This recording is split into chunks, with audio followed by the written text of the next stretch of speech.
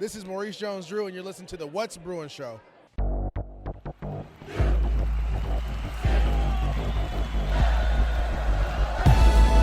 You're listening to the What's Bruin Show, part of the What's Bruin Show network, with your hosts, Jake Berryfield and Mike Regalado, and occasionally some friends, talking all things UCLA sports. And now, it's time for the What's Bruin Show. Well, hello, and welcome to What's Bruin. I am your host, Jake Merrifield. I'm joined by my good buddy, Mike Regalado. What's up, dude? Mike Regalado. That guy. There he is. That one.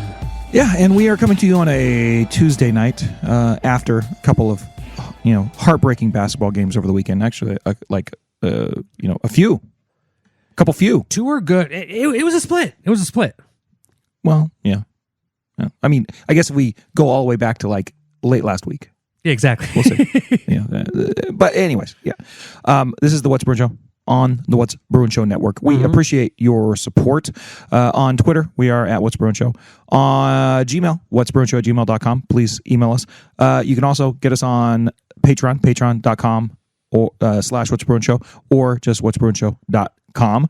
Also, you can get us on the YouTube.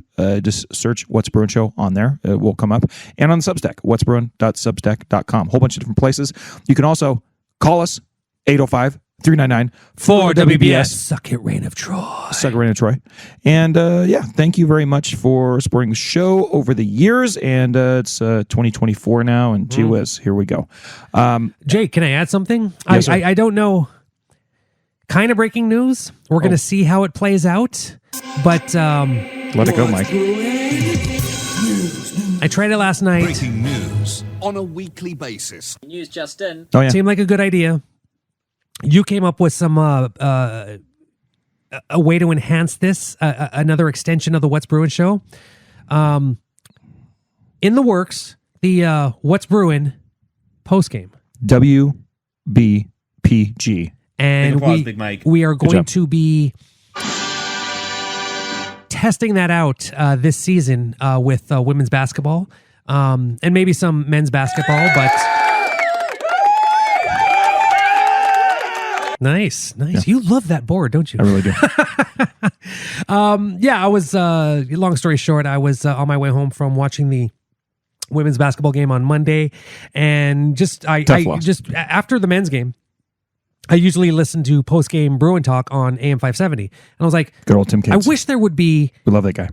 a post-game Bruin Talk for women's basketball. And then I thought, well, what the hell? Why don't I do it? And there were some people that showed up on the Twitter Spaces, and Jay came up with an idea of maybe trying to record that so that we can send it out to you if you don't make it in the moment, because it will be going. I'm thinking about doing it as close to the end of the game as possible, but just more content that we're just trying to bring to you. Okay, now, Mike, I will tell you this. When we were talking about this before the show started, this was in the planning stages. Planning. And I was like, yeah, let's go, Mike. Mike Regalado.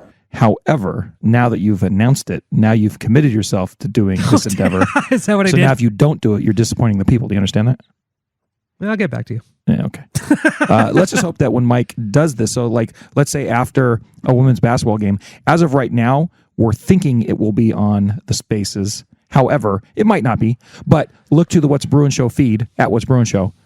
The Mike Regalado feed. It will evolve. Mike Regalado. And there will be an announcement of where to join so that you can talk to Mike. And please don't leave Mike high and dry. He doesn't want to turn on the Spaces or whatever and just get him talking to himself.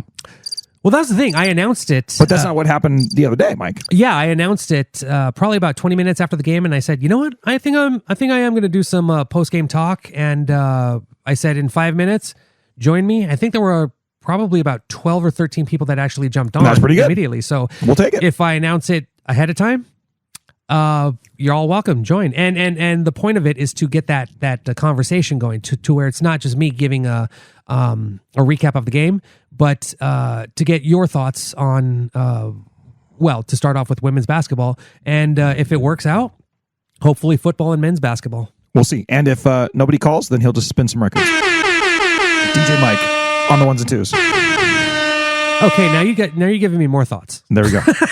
There's a whole multi-level thing. Nobody's listening.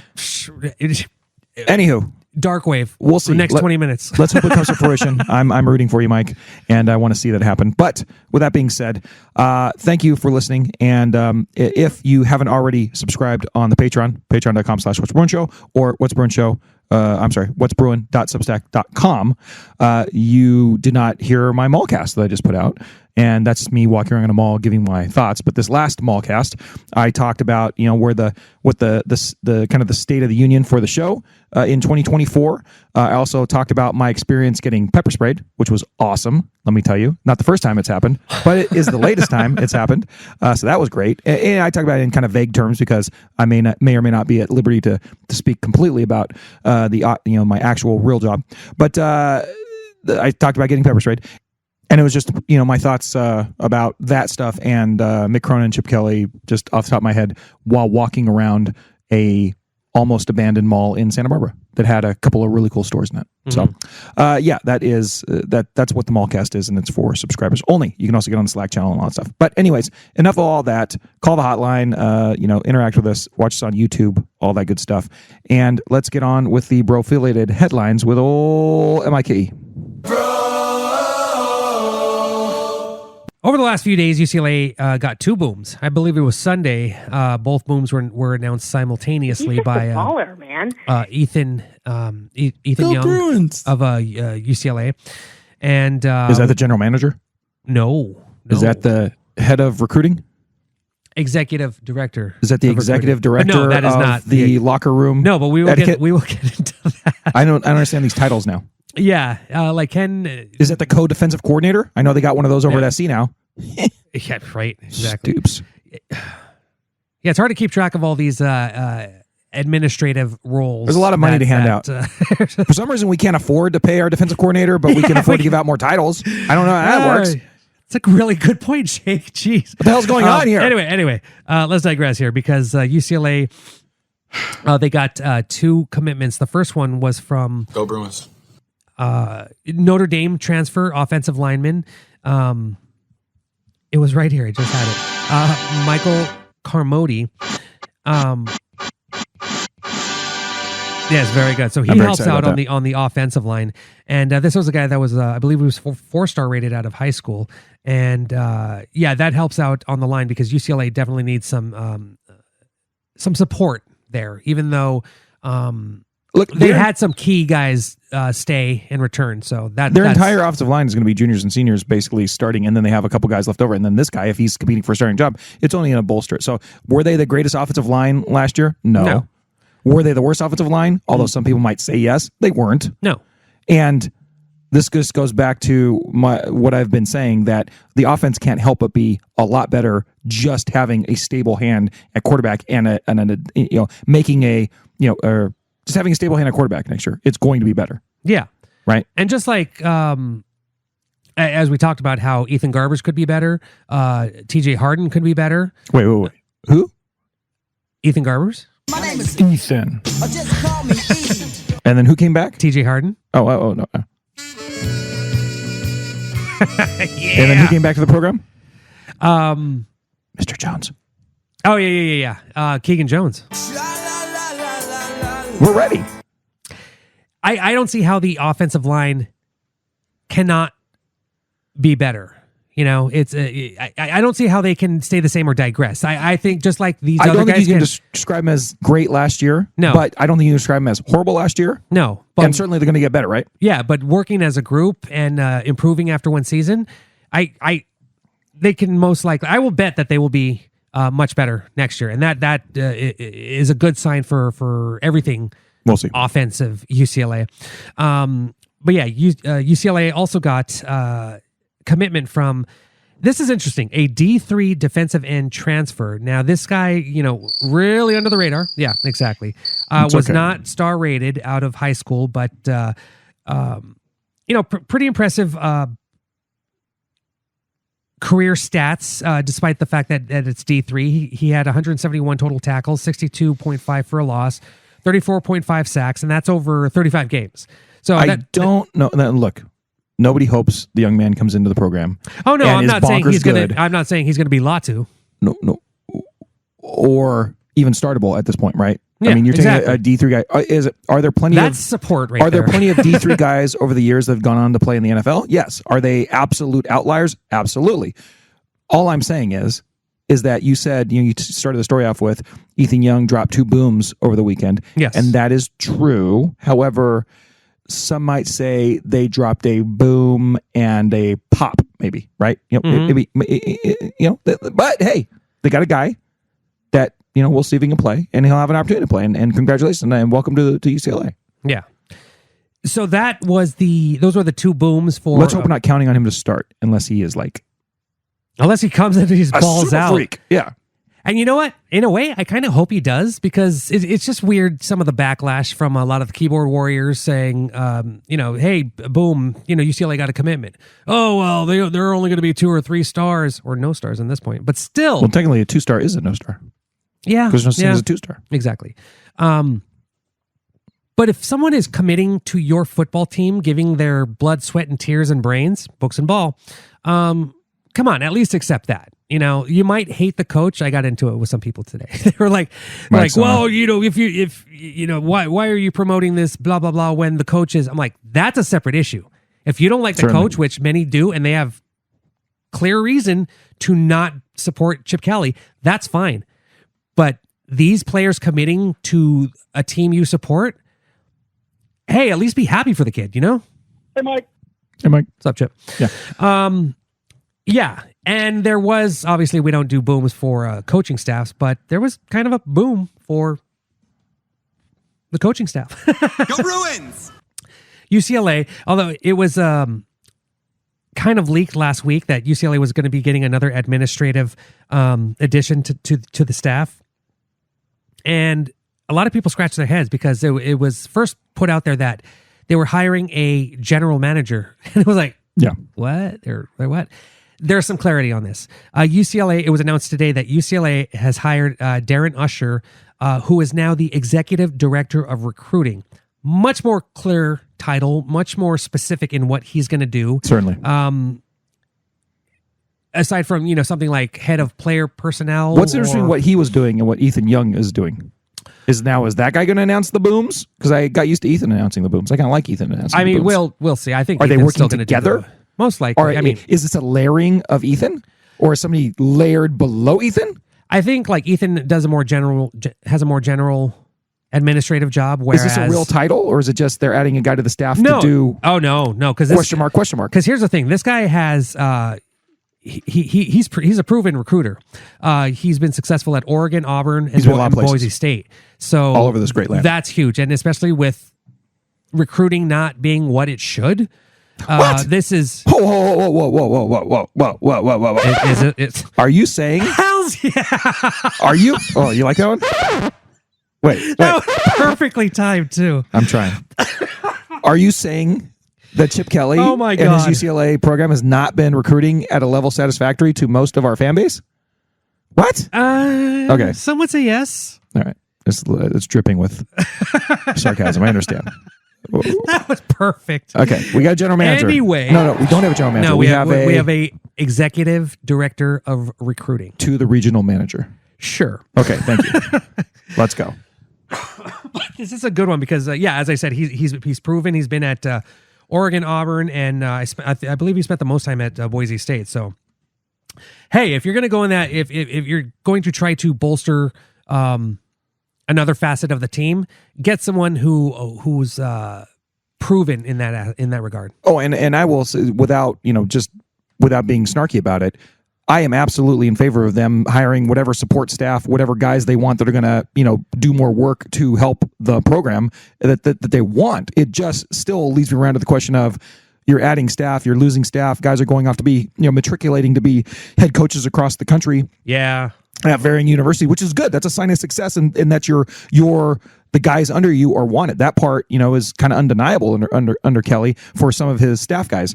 Others, we wanted him to blow out earlier, like Aznara and all that stuff. But there are guys that are coming in and then going on to bigger and better things, right?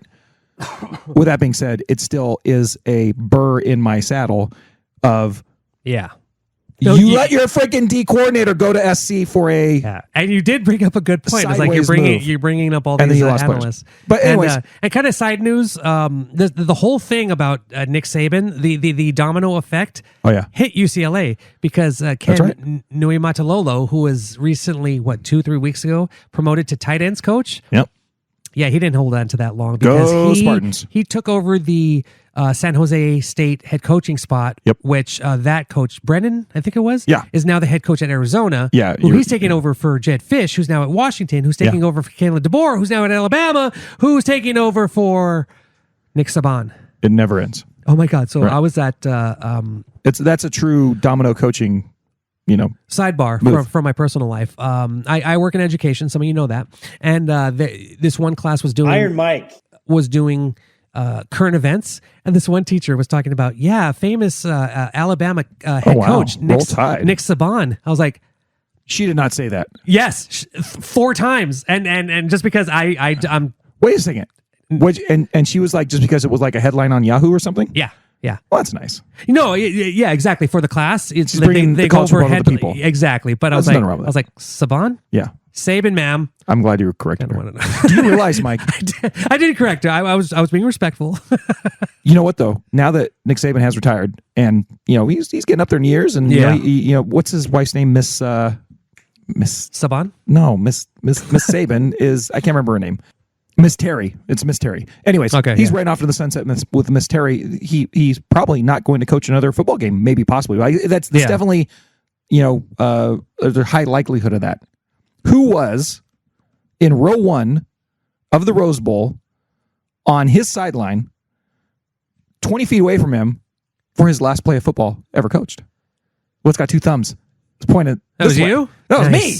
Nice. That's awesome. I realize now that I got to go see Nick Saban's possible final game. Yeah. Well played, Jake. Well played. And he coached well in a losing effort. Jerk. Anywho, should have beat him. Mike, you have any more headlines? No, that's it. So let's close the headlines. Yeah. And get on to some depressing. Look, semi-depressing in the moment. Mm-hmm. Basketball talk about our very bright future women's basketball program. That's what's next.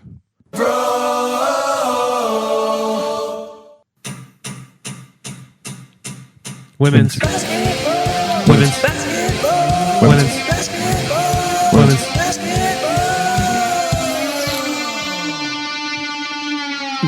basketball for you, Nancy.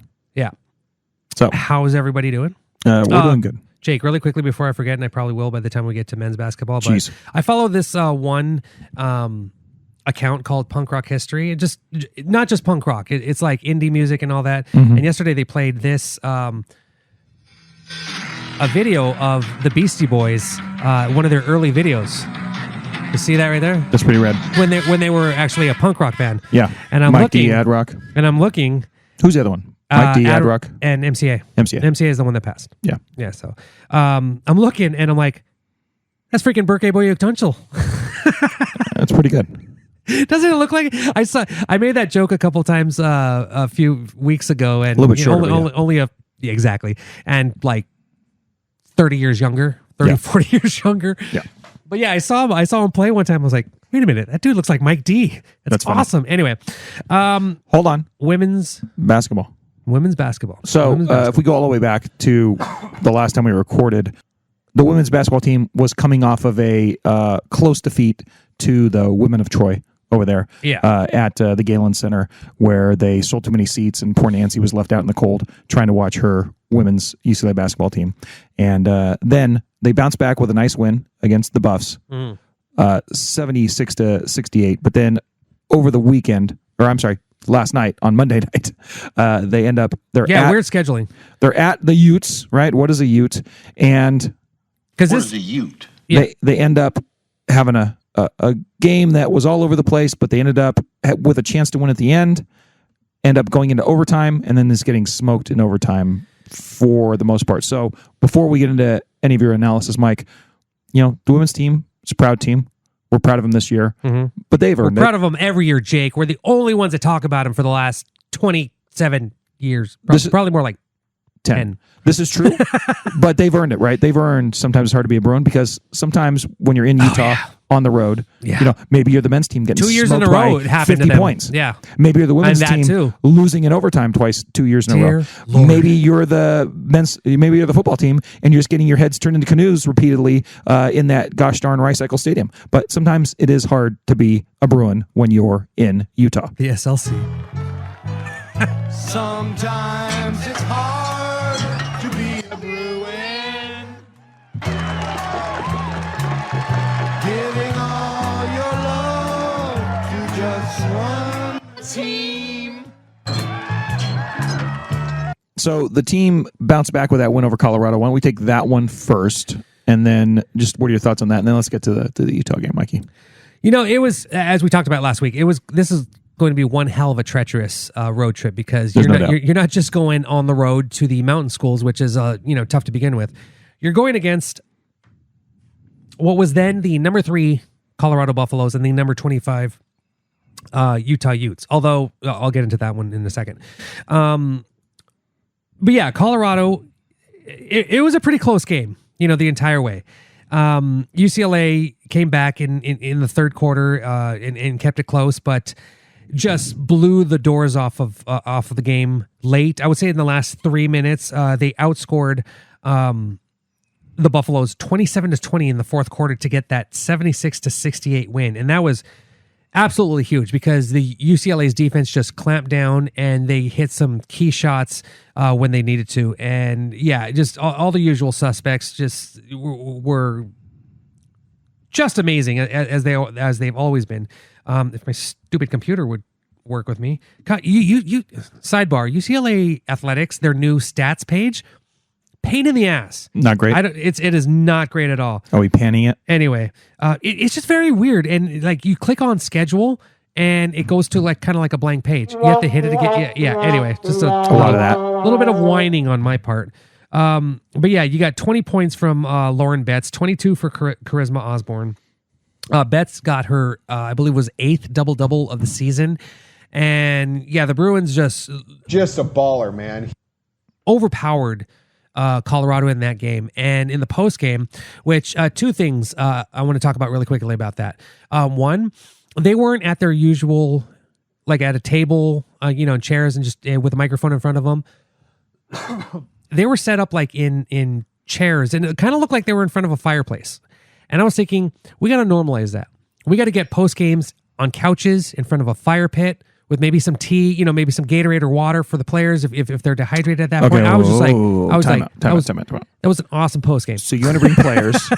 Like, what kind of couch are we talking? An L-shaped.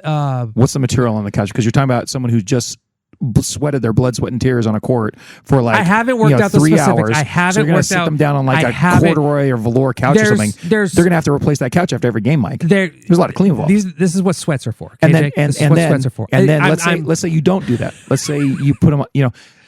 Are you going to put down like plastic bags onto the couch? That's not very nice. It's like it's going to look more like a murder this scene entire than a thing, post game. Jake. But I just we're got to just say, spitballing here. We got Is that what we're saying? Exactly. We're spitballing. You got to make things relaxed. Don't make it so tense. The game's over. Just chill it's like out. when you go into the men's room, it stinks. There's urinals. There's people trying not to look at each other. Well, it depends. Are you going to a bathroom in a truck stop in Reno, or are you going to the bathroom at the Bellagio? I'm just saying it's a lot more likely. If you walk into a men's room anywhere under any circumstances, it's a lot less likely for it to feel like a lounge. However, I've been a janitor before my life, and you've been inside some. I've had to as a peace officer, I've had to like search places, right? And you end up in a ladies' room for whatever reason or other. I know this is a stretch a little bit, but you go into some women's spaces and it is kind of like a lounge in there, right? I mean, like there's a whole space set aside for that. So you're saying this kind of motif is good for you? I'm just saying after you sweat for 2 hours, we should normalize maybe this not across all sports. I think you need a system to make sure that it's sanitary. Yes, I get that, but I was like, oh, that's kind of cool. Anyway, the second point out of that is that listening to Corey Close is just fantastic because she is so complimentary. She is critical of her players, but she is also very complimentary, and she's always been complimentary of the coaches that she goes against. And she had this one quote that she was basically talking about. I'm forgetting the Colorado coach's name, J.R. Payne, I think it is. I might be wrong on that, but she was talking about how they met at the beginning of the season, and they talk about how they're two. They made a commitment to each other, and not just those two. Like most of the coaches in the Pac-12, they made a commitment to each other that one, they wouldn't negatively recruit against each other, and whatever opportunity they had to promote women's sports, women's basketball, that's what they were going to do. And yeah, Coach Close was very complimentary of JR, and JR did the same to Corey. And it just hit different. J.R. Payne, yes, you're J.R. right. Payne. It just hit different because that's something you don't normally see. You know, in like football and men's basketball, kind of cutthroat, and you just it's.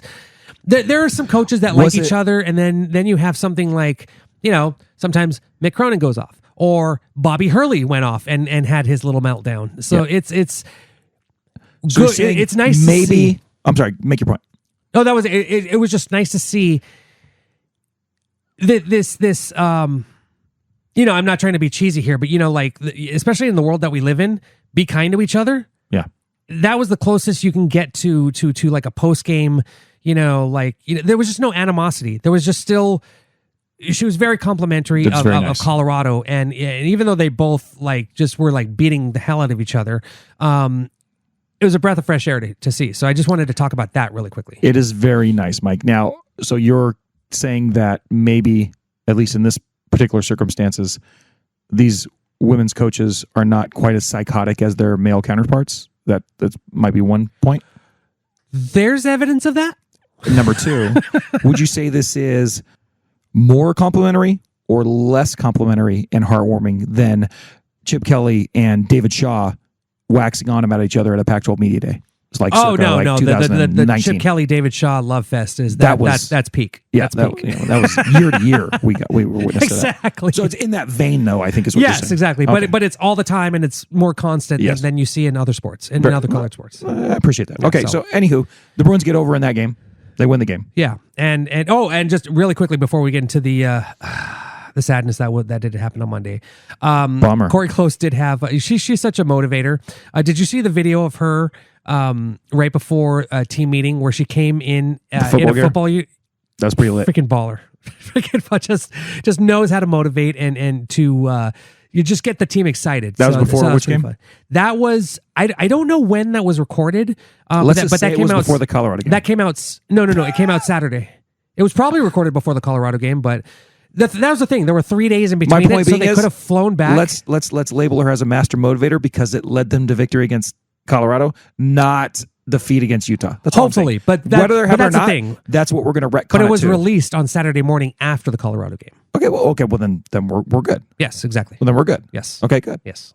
That was fun. That was a nice little thing. So then Monday morning. Oh, and really quickly before this, so women's basketball games usually happen on Friday and Sunday. Sure. In that Friday and Sunday, USC, who beat UCLA the previous week, also went on that mountain trip. Lost both games. They got up. USC do not. No, they got as high as number bad USC. 6 in the rankings. So on Monday, when the new AP poll came out, they dropped down to a number 11. Wow. UCLA, with that big win on the road against the number 3 team in the nation, UCLA shot back up to number 2, where they were for 8 weeks.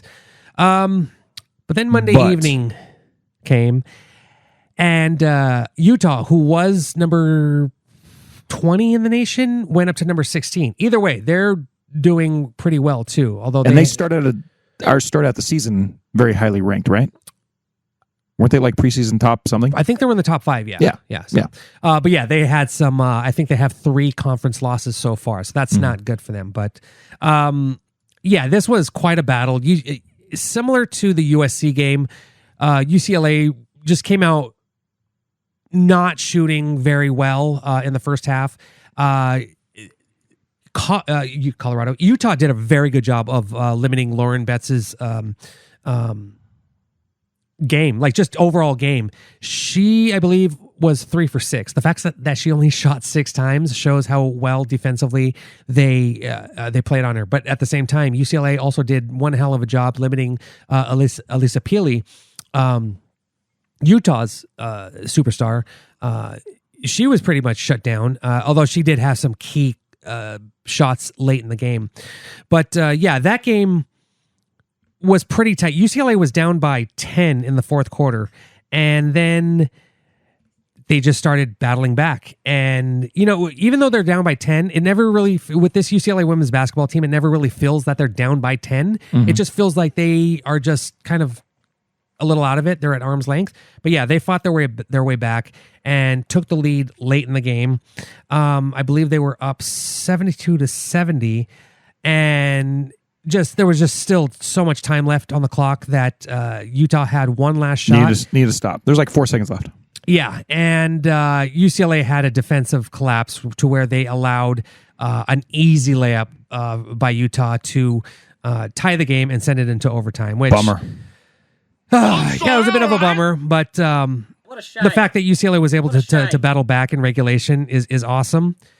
What wasn't awesome is that they got outscored 22-9. They got boat raced Utah in the overtime. just kind of like punched them in the mouth early in that 5-minute period, and UCLA got the eventual loss. Now, the good thing about this week is that UCLA plays 3 games. They have that weird Monday night game.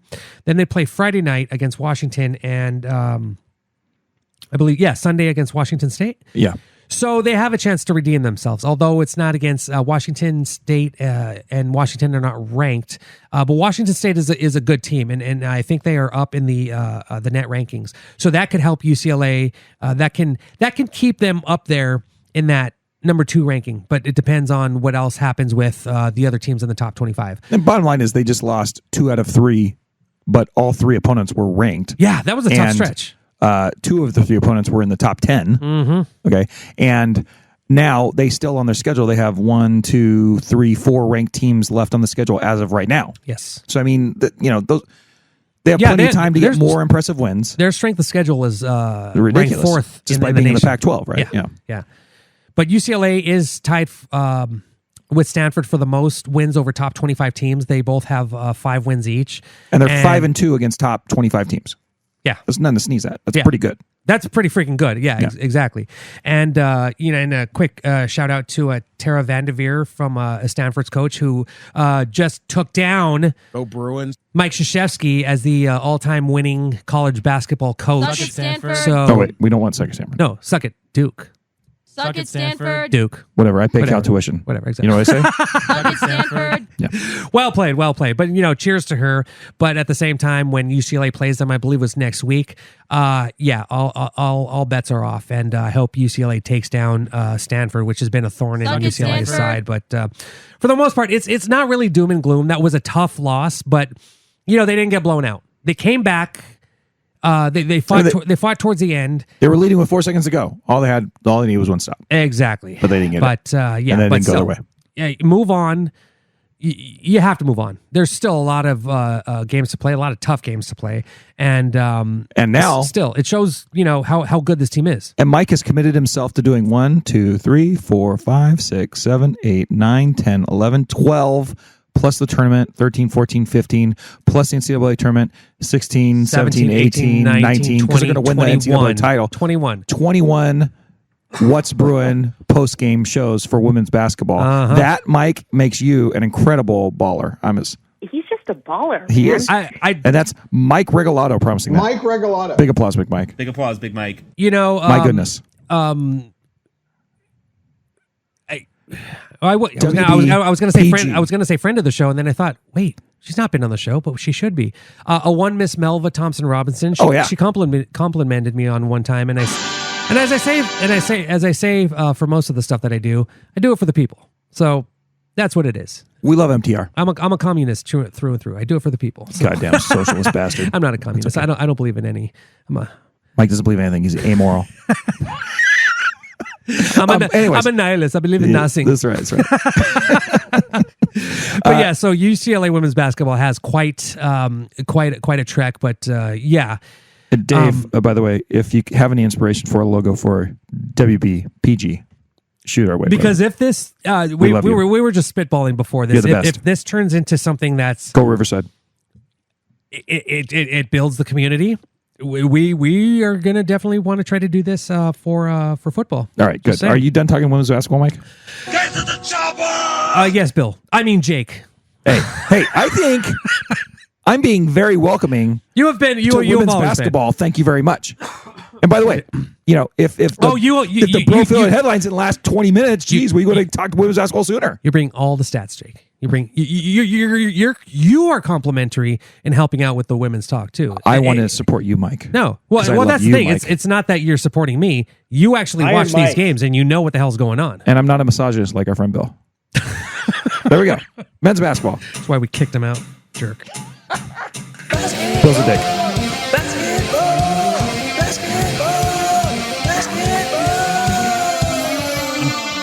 Over here, I'm dying. I do have a cough button now. I can just, You have a cough button. right there.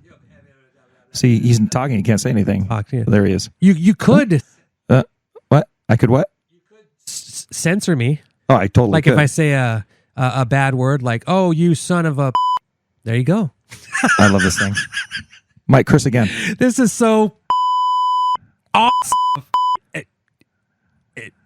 And get news. Yeah, All right, we're done. the third rate. What? All right. Men's basketball. They freaking went out there and they went to the desert, an unfriendly place, especially for the Bruins in late 2023 Yeah. and early 2024. And once again, the classless Arizona fans show their mettle with a bunch of shenanigans or whatever. Mick Cronin did not like that at all. But in their defense, the Bruins did build a ginormous lead against the damn Wildcats and then give up the ghost late. Now, Yeah. What about the ASU game? they won ASU. We're happy. We're happy. You're right, Mike. I just wanted to comment. I just wanted to comment Mike, really quickly you are on that. right. I am putting the cart before the horse. That we should celebrate the Bruins' victory over the Wildcats and crazy ass Bobby Hurley. That was a crazy game. That Yeah. was insane. Yeah. I mean, So, Mike, let's start with the victory. okay. They beat ASU. Yes. ASU. And this was a game. Dun dun dun dun dun. Yeah. ASU. This was a game in which UCLA was falling behind, and it seemed like, oh, great, here it is. We've talked about how UCLA has kind of looked a little bit better over the last few weeks, and it seemed like they were just kind of falling into old habits against ASU.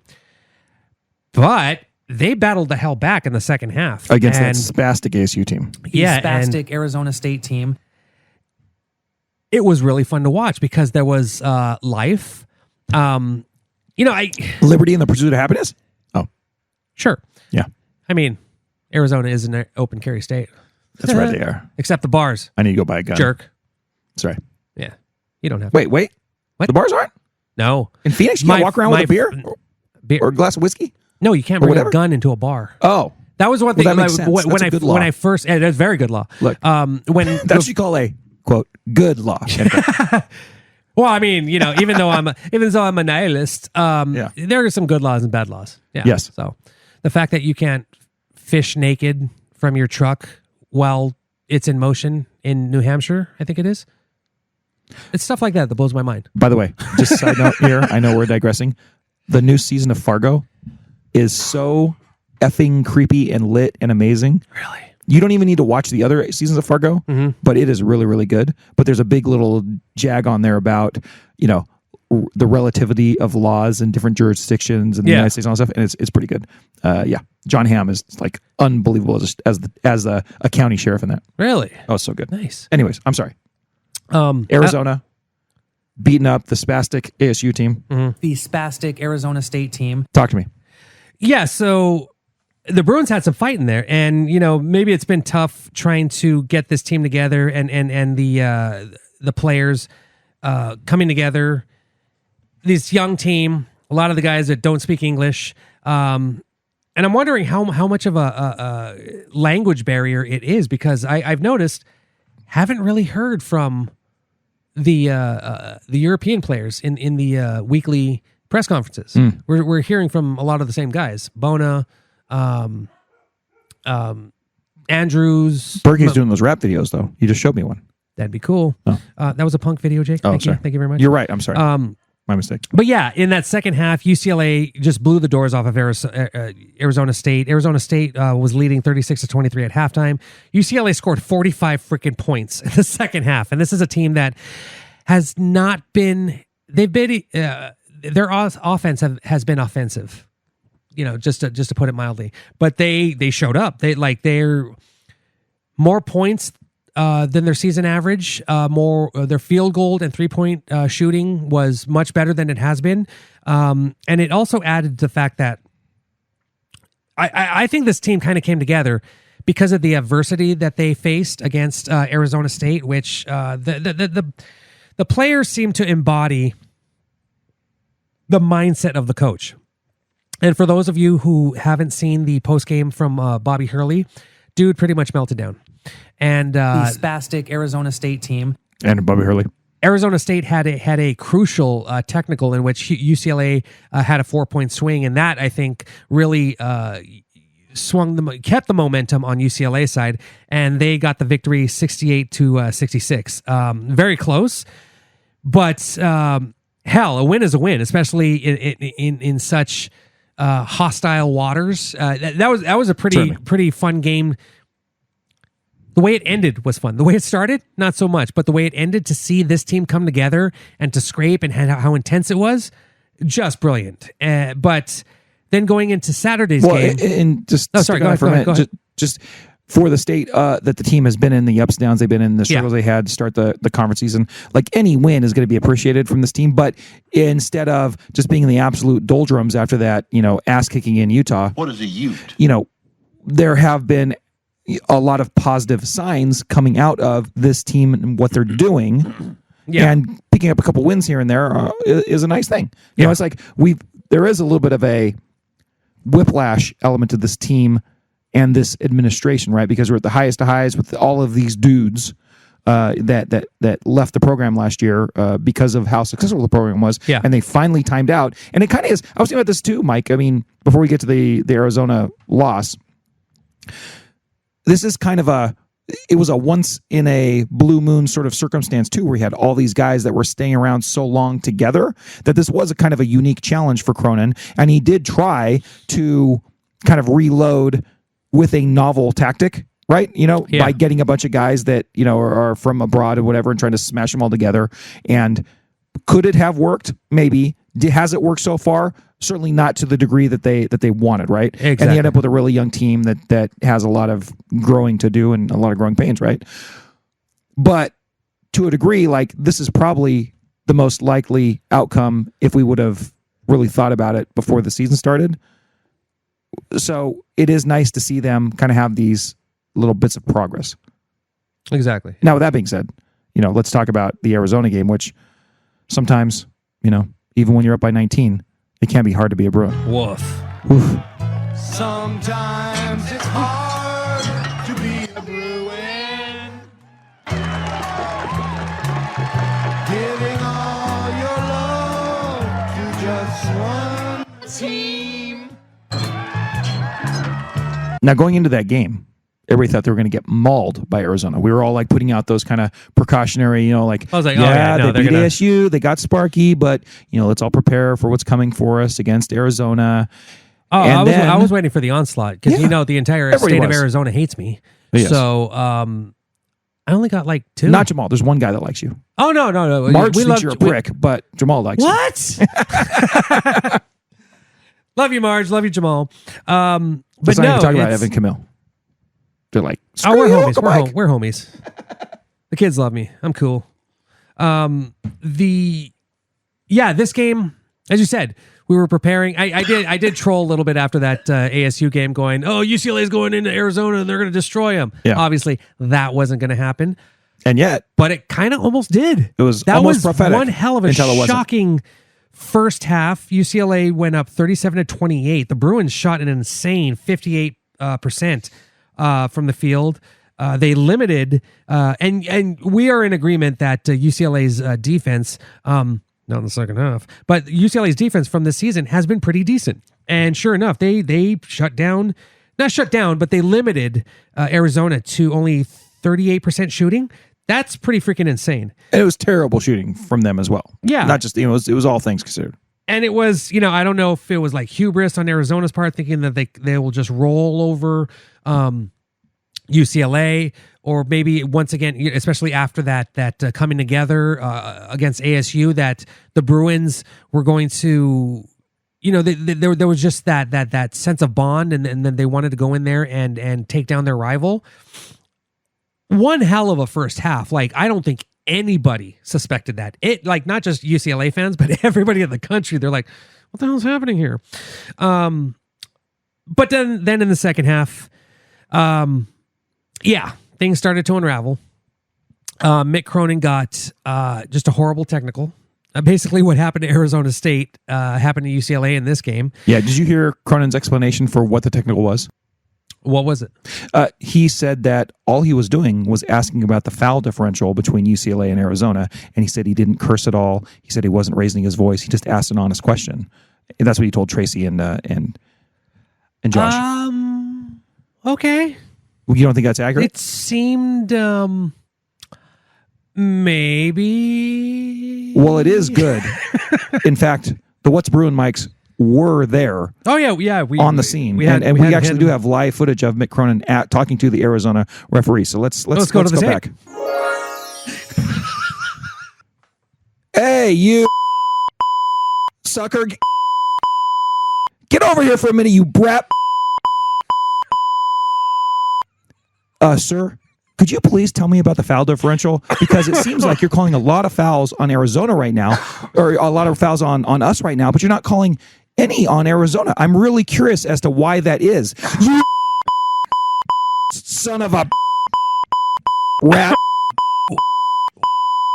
That's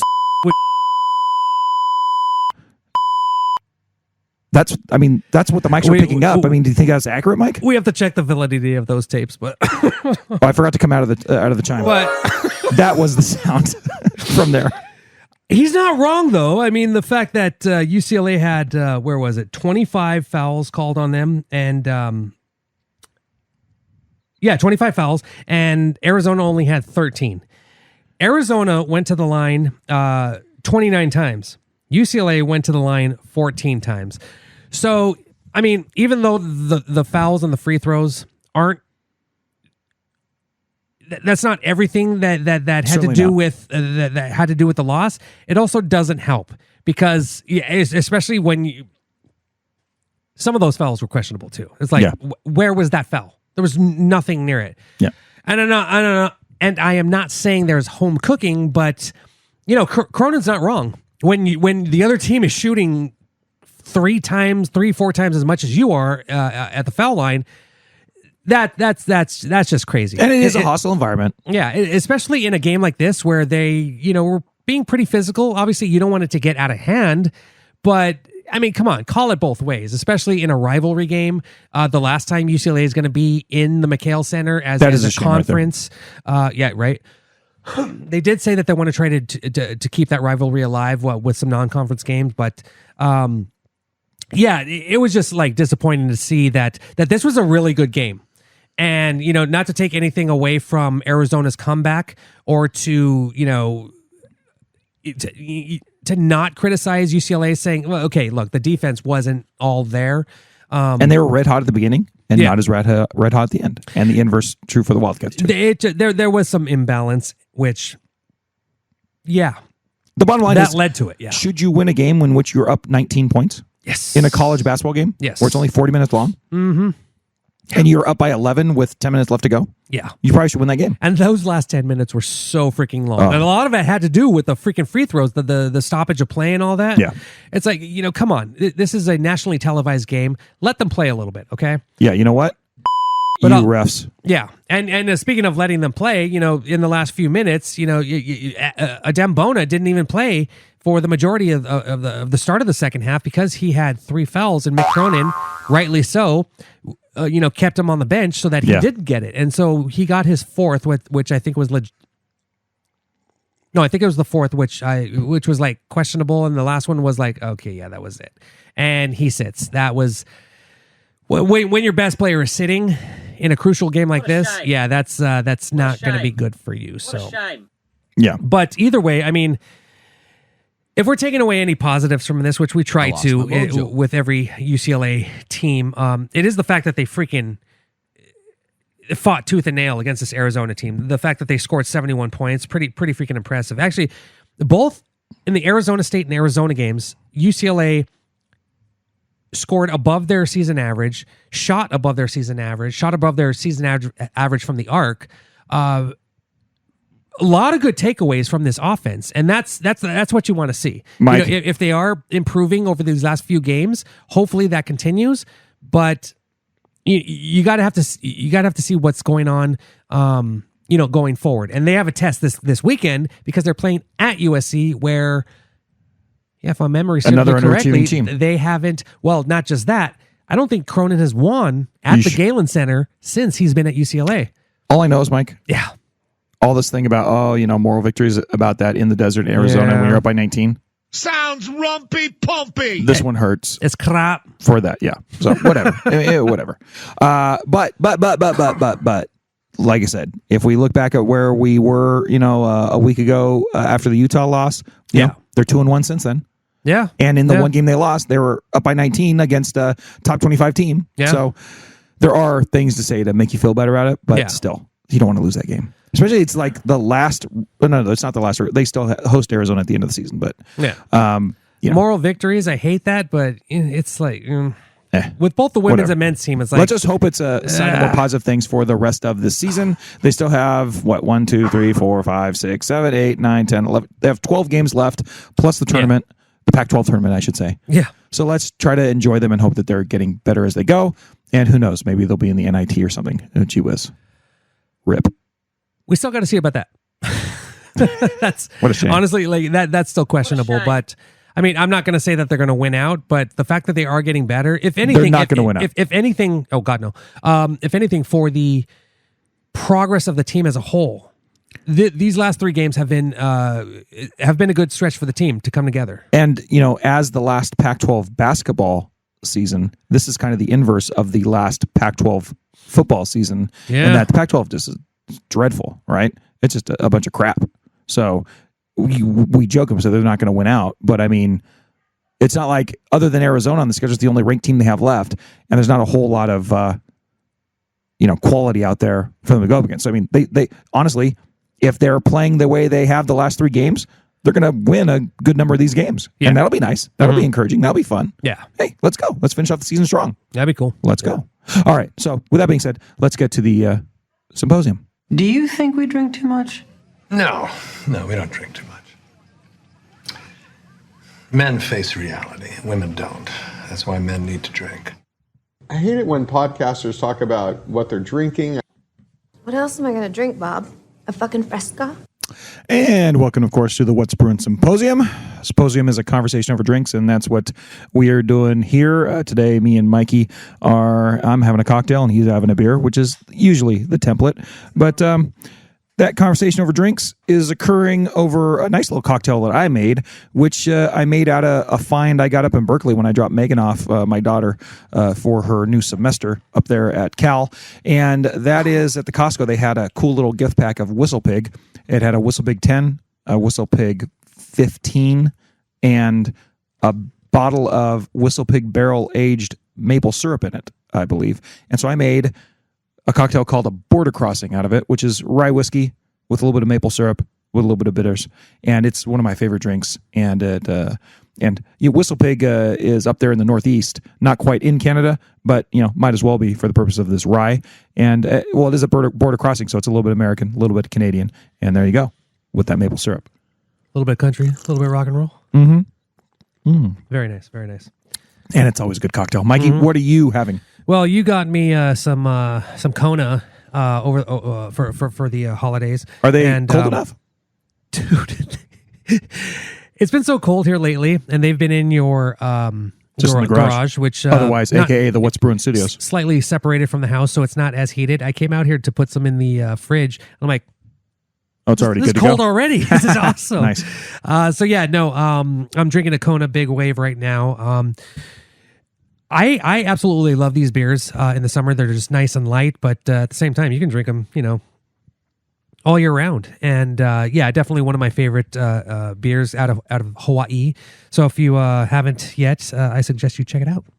Absolutely. So we thank you once again for joining the symposium. We thank you for supporting the What's Bruin Show and the What's Bruin Show Network. You can support us, of course, on Patreon, patreon.com/What's Bruin Show, or just what'sbruinshow.com for how much, Mike?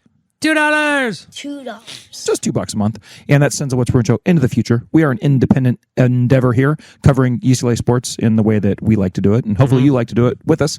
But you can get us on the Patreon, but also on the Substack, what'sbruin.substack.com for slightly more than how much, Mike? $2. $2. Just a little bit more than $2 on the Substack. But of course, you get access to the special podcasts that we do from time to time. Right now, we're mostly doing things like the Mallcast, where I tell you about what I'm thinking as I'm walking around a mall. Yeah. This last time, as I mentioned at the top of the show, I was talking about being pepper sprayed, and I was talking about being at a semi-abandoned mall, and I was talking about like the state of the What's Bruin Show heading into the future. So that's on the latest Mallcast. Also, you get access to the Slack channel, where you can chat with us. That Slack channel has some fun personalities on it, separate from us as well. We love you guys, and we want to thank you for joining the What's Bruin Show. So, Mike, how much a month? $2. $2. $2, maybe a little more than $2. Substack, Patreon. We appreciate your support. Cheers to you. Blue 32, Blue 32, California, hood, hey! Football. All right, well, Mikey, during the Brophiliate headlines, Bro. talked about the incoming recruits coming into UCLA, a guy from Notre Dame, and then a Division III guy. And we also talked about the changes to the titles in the football administration, right? We added not a general manager, but a head of recruiting and coordinating to the regional manager of assistants under or above Ethan Young as yet to be determined, and a collateral duty on the side of, he might also be the new DC, co-head DC and co-head coach. Is that all accurate? Okay. Sure. So we'll see. Anywho, we talked about that during the Hi Bros. But there also has been just another, it's like January, February, and when January and February comes, out sprouts hey, Chip Kelly is going to naturally leave UCLA for some other job. So, it seems like this has been a rite of passage in the winter for the last 3-4 years. And those tweets are making a lot of people happy. But are they accurate? It's a lot of false hope. And there's a lot of false placed thought, right? But anyways, so like last year, remember last year, or I'm sorry, not last year, but the year before that, it was right before Dan Lanning got hired to be the coach of the Wimpy Ducks. Yeah. Chip Kelly was almost going to go be the coach of Oregon again, right? And we were like, what? Really? How's that going to happen? It's like, okay, fine, take him. We were like almost resigned to the fact that he was going to be gone. And some people were like saying it was that solid, or that he was just going to go somewhere else. But did he go anywhere? No, he did not. This year, this is not the only smoke on that, but just tweets like this, like, quote, hearing that not only is an NFL return likely for former Oregon coach Chip Kelly, but that it would take the form of a package deal with Cowboys DC Dan Quinn. I saw that and I was like, what? That was from some guy that's a stringer for Oregon. Okay. Yeah. Shane Hoffman is his name. But tweets like that, tweets like, hearing that Chip Kelly may want to go back to the NFL as an OC and this, that, or the other. And like I said, this has become a normal routine for us in the offseason. It's speculating on whether or not Chip Kelly will just naturally choose to leave, since apparently the UCLA administration refuses to fire him, right? Regardless of how you feel on that situation. Our opinions are well documented here on the What's Bruin Show.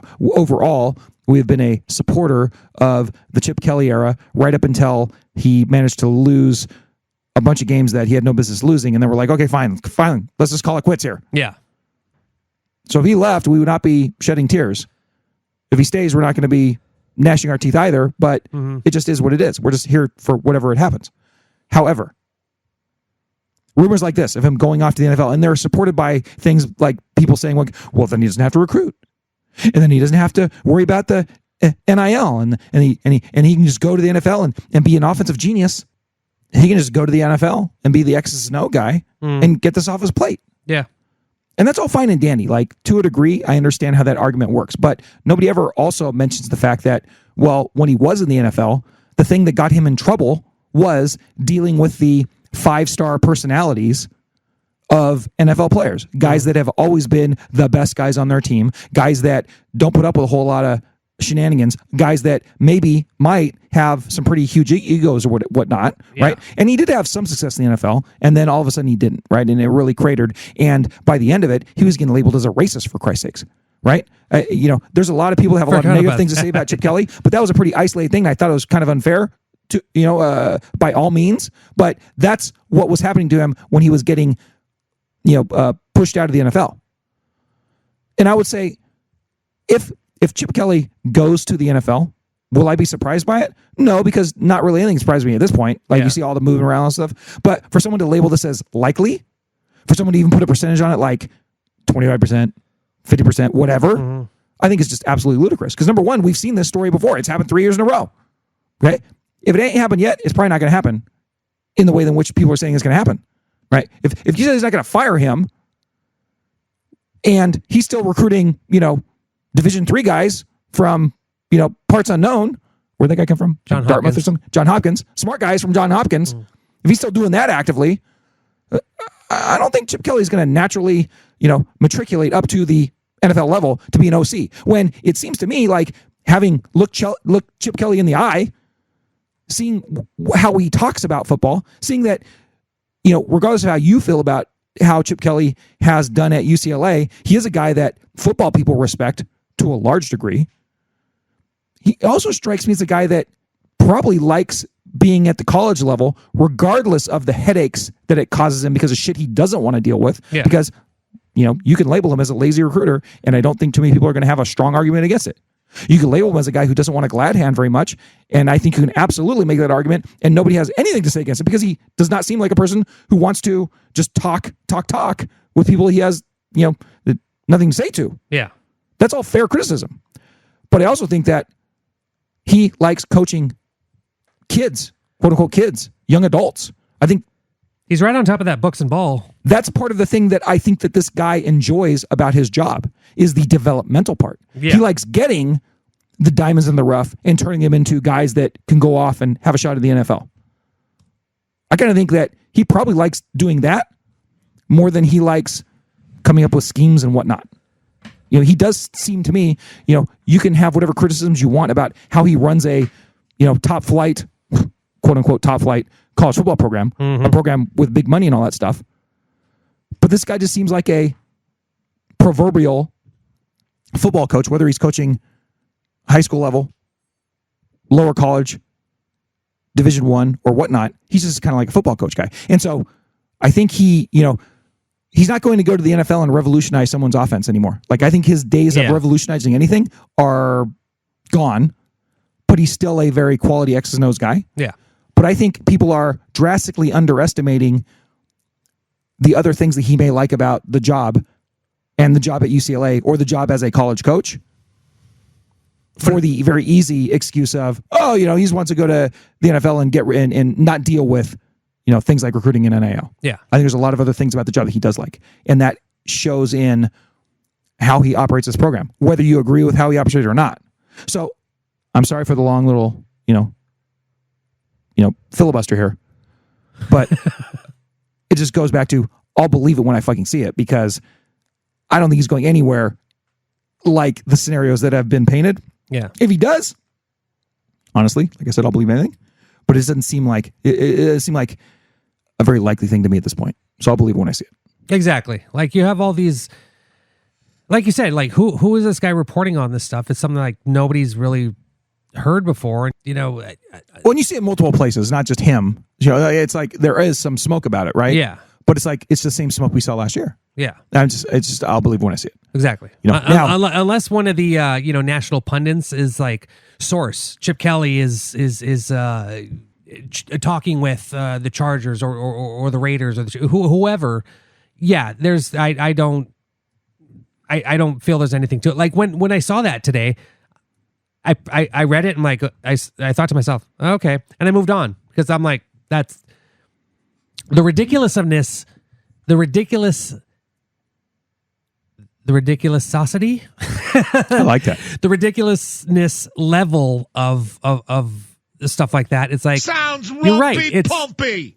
you know, there's a reason guys like, like in the NBA, Wojnarowski, if he's saying it, it's pretty much true. It's gonna happen. But some random guy, and he might have a source. He might be onto something, but where's his credibility? James Harden, you freaking prick. He just stuck his leg out and broke Cam Reddish's ankle. You son of a bitching bastard. Sorry, Mike. Break in there. Breaking news. Yeah. Anyway, literally. I hope he got thrown out of the game for that. Cheap bastard. Well, don't land on someone's foot. No, that's the rule now. It's a dumb exactly. rule. But I'm doggone it. Harden violated it. He should be thrown out of the game. Yeah. But Suspended anyway, 10 games. just really. Sorry. Damn, yo. Yeah, it's just hearsay. Like it's now, unless there's something meaty that you can chomp on that. I'll believe it when I see it. Right. Exactly. Now, that's Mike, pretty much it. the last thing. Now, let's assume he does leave. Okay, we don't think he's going to. No. I think it's very low probability. Yeah. I don't think he's going to. However, if he did, it would be rather hilarious to think about what would the most humorous hire be for UCLA to make in that case. Humorous? Like I'm just saying, like when Penguin of Troy, Alicia De Artola, bring in Pete Carroll / Castillo. Bring in Pete Carroll. That would be kind of funny. Would I want that? Pete Carroll's bring like in 97 years old. Well, that would just be epic. But like, what if Chip Kelly does leave, and then you hire Danton Lynn as the head coach back from SC? That would be pretty funny. Oh, that'd be awesome. Now, would that be a great hire? I don't know, but it would be funny. What about if he leaves and then you bring back Slick Rick to coach above Jerry Neuheisel? That'd be pretty. I don't know if I could stomach that. Dude, it would be funny. Bring back Danton Lynn as a head coach. And Justin Fry as offensive coordinator. Oh, well, getting Fry back would be a big boon for the What's Bruin show, right? Hells yeah. I think my favorite outcome, and once again, this is something that we don't think will happen. Chip Kelly's not leaving. However, Chip Kelly leaves, right? At this point.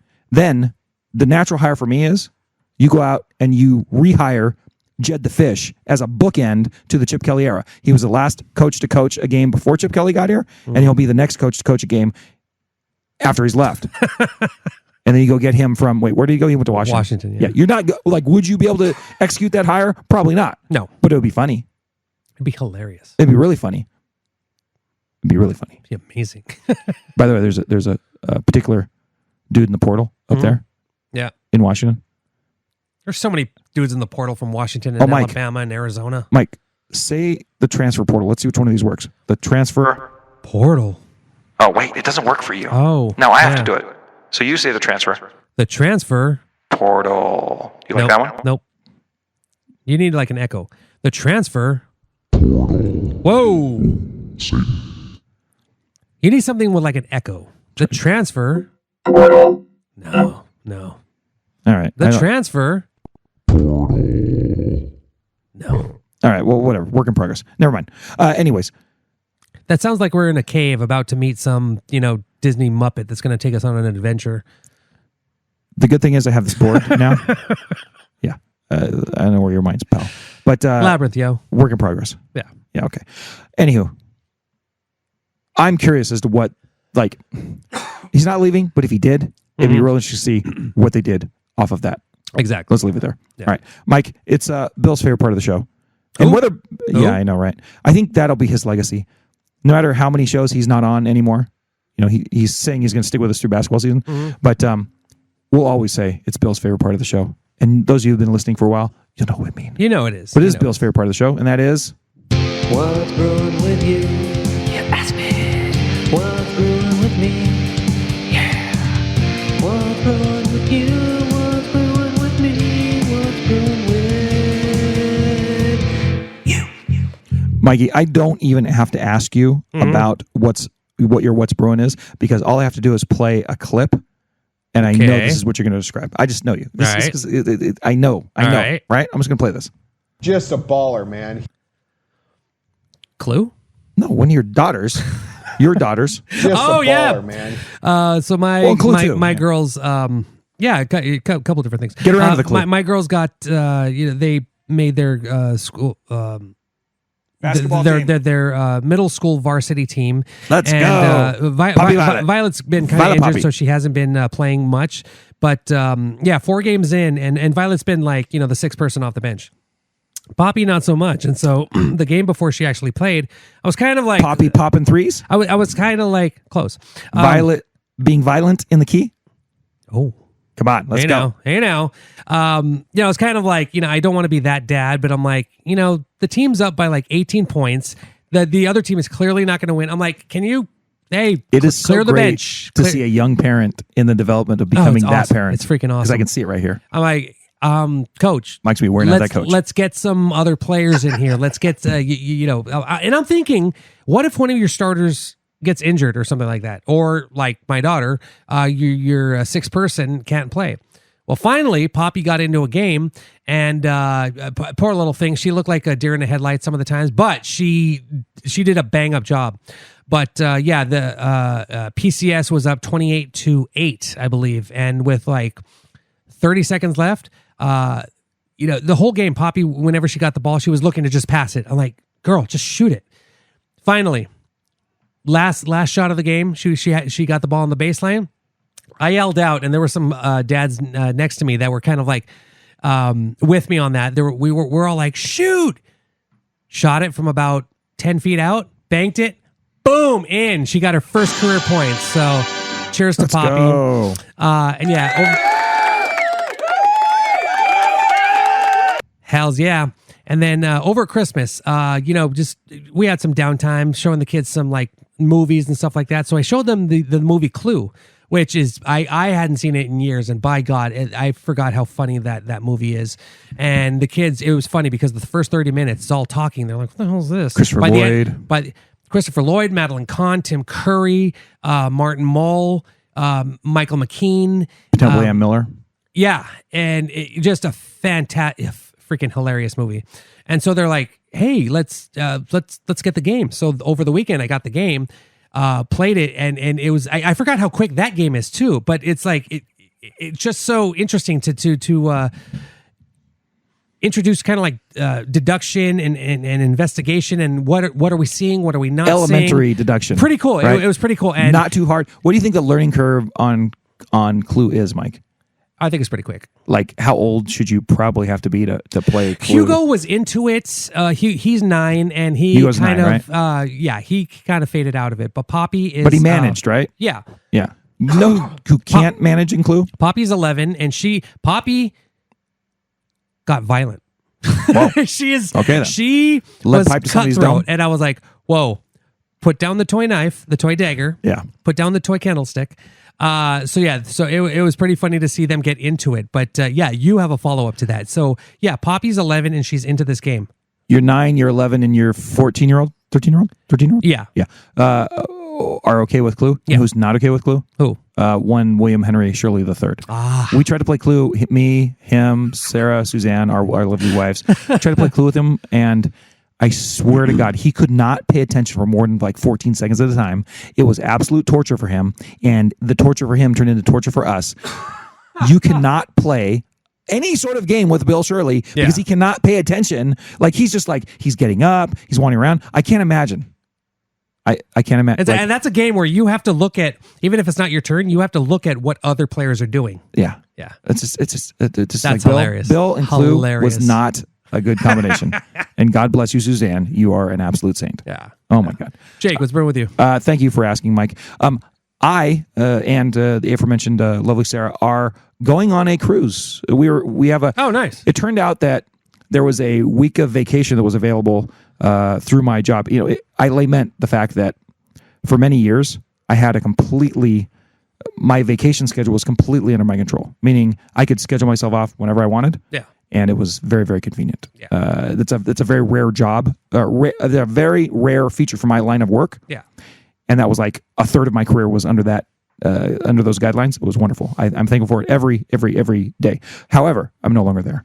So now I have to like sign up sometimes a year in advance to get vacation. Now, I'm not complaining that much because I do get the time off I need to do things like go to Pac-12 Media Day and do these other things, stuff I do for the Grizzlies and all that stuff. So I can't complain at all about my ability to get time off. It's just a lot more bureaucratic than it used to be. Yeah. But long story short, I got a week off here at the end of February just because it was available. I'm like, sure, why not? Let's go. Yeah. So Sarah and I were trying to decide what to do with it. Like we were batting around going overseas. We were batting around going to the East Coast, going to the Bahamas, what have you. And the way it ended up working out to what was available and what we could do and what was within our range, we ended up booking a cruise on the West Coast, going down the Mexican Riviera. Mm-hmm. Now, we're on a different cruise line than we've ever been on. We've been on Carnival a number of times and had some nice experiences on there. We've done the Ensenada cruise a number of times because that's what you do when you live in LA. But now we're going all the way down to Puerto Vallarta and Mazatlan and Cabo San Lucas. Yeah. I am not a cruise person. We weren't either, but now we kind of are. So it's like, and there are things about it I really enjoy, but we're on a different cruise line, Norwegian. We're on a different boat, the Bliss. It's a big, ginormous ship, dude. The thing has a race car track on it. Okay, Mike? Like, I'm going to show you this when we get off the air, but look up I've seen some of the those. go-kart track on the Bliss. It's sick. It's like 2 levels. It's crazy. Yeah. Like, there's a lot of stuff on this thing. Anyways, I'm just putting it out there for the What's Bruin audience. If you happen to have been on this boat, this is the boat that goes up to Alaska in the summertime, and it goes the Mexican Riviera in the wintertime, just because of the seasons. If you have any tips for me about cruising Norwegian as opposed to some other cruise line, shoot them my way, whatsbruinshow@gmail.com, or hit me up on Twitter at WBJake68 or at What's Bruin Show. And then if you have any recommendations for those ports, Mazatlan, Puerto Vallarta, Cabo San Lucas, because I've been to Baja a million times, but I've never been further south than that. So shoot them my way because it would be much appreciated. We're going for a week at the end of February, and we're looking to have a good time. So I would appreciate your support in that. And well, good luck with your petri dish. Mike, when did you turn into such a germaphobe? I work to eat pizza out of a dumpster with Jorge. Did you ever? No. He's not denying it. No. Well, he was like, "Hey, you want some pizza?" I'm like, "Yeah, I want some pizza." And like, "Yeah, this is great." And they're like, "Where'd it come from?" Yeah, we got it out of a dumpster because they threw away all this stuff after closing time. I'm like, "Son of a blah, blah, blah, blah. You sons of." Anyways, but Mike. no, dude, I've worked in special education for nearly 2 decades. Yeah. I'm not a full germaphobe, but I don't think you could be. I kind of am. Well, okay. Well, I work in places that are on par with that as far as like the level of filth and different type. But I get you. And cruise ships it can be very lovely. I'm just telling you that right now. However, whatever. I'm also not a sea person. I'm not. No. Oh, I love as my hero Petros Papadakis says. I love a nautical theme. Although I'm more of a seaworthy gentleman than I think he is. He's kind of a wuss too. But anyways, guys. This has been fun, Mike. Yeah. This is a good show. Really do think this was a lot of fun. And we will be back next week. See how the women's team and the men's team. See if Chip Kelly's left somewhere. Whatever. We'll see. Sounds rompy-pompy. We'll have another tweet to talk about that someone sent. Pumpy. Right. But until next time, I guess let's get to the chopper. Get to the chopper! And what do we say, Mike? Go Bruins. Good evening. Smoke 'em if you got 'em. That was the What's Bruin Show. Try us tomorrow. Same bat time, same bat channel. It's gotta be in or out, Mom. In or out. Well, I need the door closed. Thank you for your cooperation. Dude, Rob, we play some ball on the West Coast. The final word is boob.